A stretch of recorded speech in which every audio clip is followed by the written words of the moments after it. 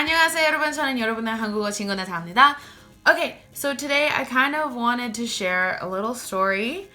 It's not really a story, it's more like an experience in which I felt like my Korean was not good enough and I had not studied hard enough and I felt like I was getting nowhere in my Korean studies, and it's really recent actually.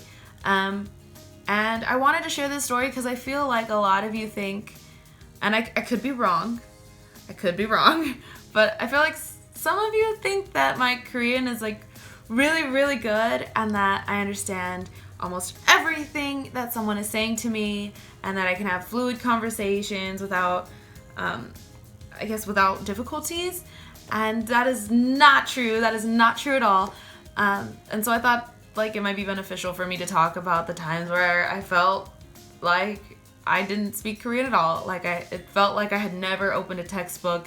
Like I had a vocabulary of zero. And I noticed that I feel like I talk a lot about my successes in learning Korean instead of, but I don't tend to share like how I struggle to learn Korean as much. So here's a video on how I have struggled to learn Korean.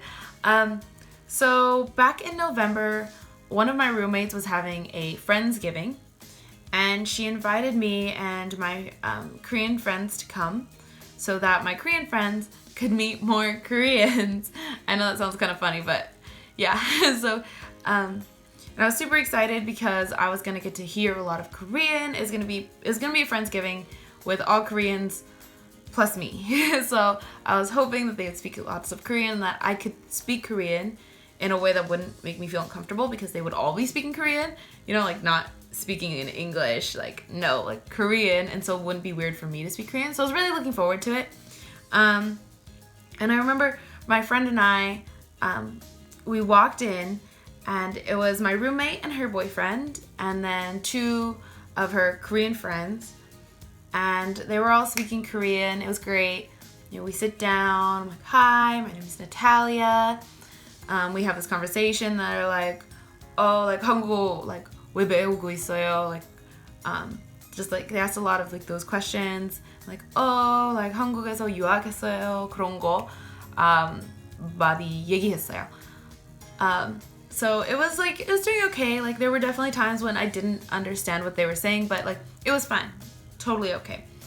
And then as the night went on, more of my roommate's friends started to show up, and so I noticed that as more Koreans came to like the Friendsgiving, my fluency was going down.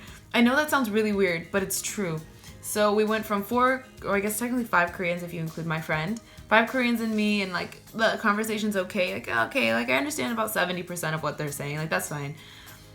And then one more Korean came, my fluency went down a little bit, and then 2 more Koreans came, my fluency went down a little bit, 3 more Koreans came, and then my fluency was like almost at 0. It was the most, it was kind of frustrating, like inside. I was trying my best not to show how like frustrated I was because they were talking to each other and I couldn't understand anything. Like I honestly could not understand what they were talking about. Like I could hear the grammar structures, but the words, it was like suddenly all my Korean words had disappeared from my mind. I didn't know what they were talking about, or if I did, I only understood like the topic. I knew what topic they were like having a conversation about, but I didn't know what they were saying about the topic, if that makes sense. So in the end, it ended up being 4, 5, 6, 7, 8, 9, 10, 11. I think 11 or so Koreans and me. And I had never really understood this before, but I remember when I was a freshman in college, I had a friend who was an exchange student. Well, not exchange. He was an international student from China, and we would hang out a lot, and he would tell me, oh, when I have a conversation with an American, I can understand them. But when that same American has a conversation with another American, I can't understand. And I remember at the time thinking, well, that doesn't make much sense. It's still English, just this time you're not participating in the conversation. Like, is it that they speak faster? Or, I remember at the time thinking that was a little odd because I didn't understand. But in this situation that I was in, I finally understood what he meant. Because when they would talk to me, when they would ask me a question, I would understand what they were saying. Or I would understand enough of the words and the grammar they were using, like to understand what they were asking me or what they were saying to me. But when they were talking to each other, I didn't know what was happening. And I started to feel bad because, one, I've been studying Korean for 2 years, so suddenly it felt like those 2 years had meant nothing. One. Two, they started to feel bad because I couldn't understand them. And I remember them asking me like, oh, should we switch to English? Which honestly, as a language learner, that is the most upsetting thing when someone says, should we switch to your native language so you can understand? Like, I think if you've studied a language before, you kind of know what I'm talking about because it kind of hurts because you're like, wow, I'm not good enough.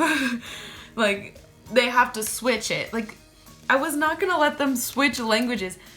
There's 11 or so Koreans in my home. Most of them are from Korea, like born and raised. And they're gonna have to switch to English because of me, the one like non-Korean person. No, I was like, I remember thinking and like saying to them, like, no, like, 아니요, 괜찮아요. Like, 괜찮아요. 알아들어요, 괜찮아요. Like, I remember just saying like, oh no, it's okay, like, understand, it's okay. I remember saying like, 이거 얘기 다 전 연습이에요, 듣기 연습. Like, say, oh, like, it's okay, like, y'all's conversation is really good listening practice for me. Like, I love it, it's great.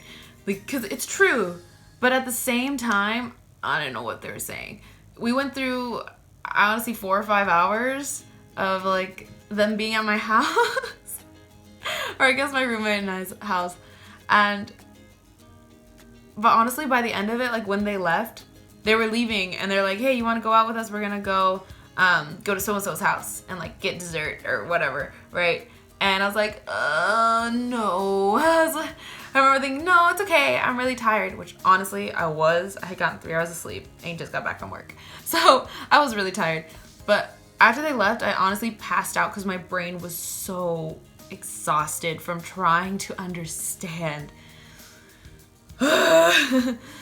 But on the bright side, I was able to speak some Korean and it came out pretty naturally. So there's that. That's good. But yeah, after that, I felt really defeated. Very, very defeated.